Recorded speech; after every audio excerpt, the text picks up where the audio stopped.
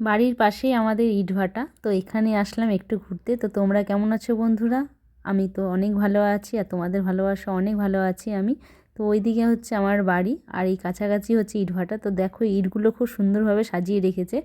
তো আমি এখন দেখাবো যে তোমাদের ইট আমি কীভাবে তৈরি করি।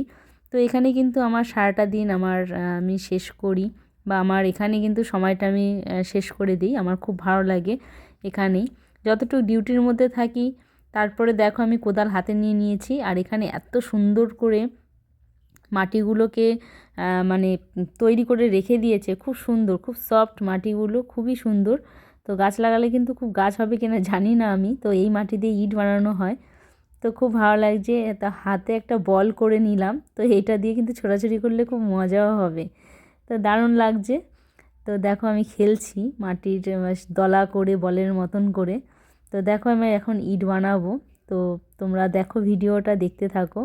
তো এই দেখো এই মানে কাকাটা আমাকে মাটি, মানে কীভাবে কতটুক মাটি লাগে আমার হাতে তুলে দিল। ও বাবা, কি ভারী, কি বলবো বন্ধুরা।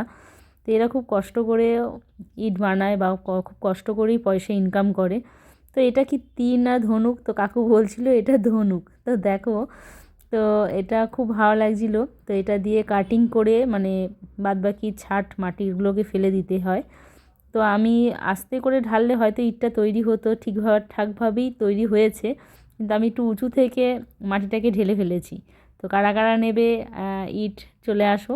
তো এদিকে দেখো, এদিকে চলে আসলাম। তো ইটভাটায় যারা কাজ করে, যে তাদের মানে ছত্তিশগড় বা ঝাড়খণ্ড, নানান দেশ থেকে মানে আসে জায়গা থেকে এরা কাজ করতে, ইটভাটার লোকেরা। তো তাদের ছেলে মেয়েরা বালি নিয়ে এত সুন্দরভাবে খেলছে। আর আমার ক্যামেরাম্যানের দেখো আঙুলটা বারবার করে দেখা যাচ্ছে, বারবার বলছি আমি যে তোর আঙুলটা দেখা যাচ্ছে, একটু সরিয়ে নে। তো বুঝতে পারছে না, বাচ্চা মেয়ে জানোই তো। তো এরা খুব বালি নিয়ে খুব ছোড়াছুড়ি করছে বা খুব খেলছে। তো খুব ভালো লাগছে, সেই ছোটোবেলার দিনগুলো মনে পড়ে যাচ্ছে।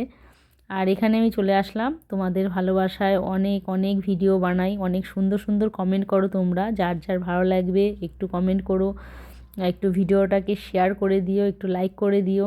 তা তোমাদের ভালোবাসায় কিন্তু আমার সারাদিন কেটে যায়, কারণ তোমরা যদি এইভাবে ভালোবাসাটা না দাও, আমি হয়তো পারবো না এত সুন্দর সুন্দর ভিডিও করতে, বা আগ্রহটা আমার নষ্ট হয়ে যাবে। মানে উৎসাহটা কিন্তু তোমরাই দাও। আর ওই যে ওই দিকে হচ্ছে আমি ভাড়া থাকি, আমি দেখাচ্ছিলাম যে ওই কাছাকাছি হচ্ছে আমি যেখানে ভাড়া থাকি। তো ব্লগটা ছোট্ট করে আমি কোনো রকম তৈরি করলাম, খুব একটা ভালো পারি না, তবুও তোমরা দেখো। তো বাড়ি চলে যাচ্ছি বন্ধুরা, অনেক অনেক ভালোবাসা রইলো তোমাদের জন্য, এখন বাড়ি যাচ্ছি।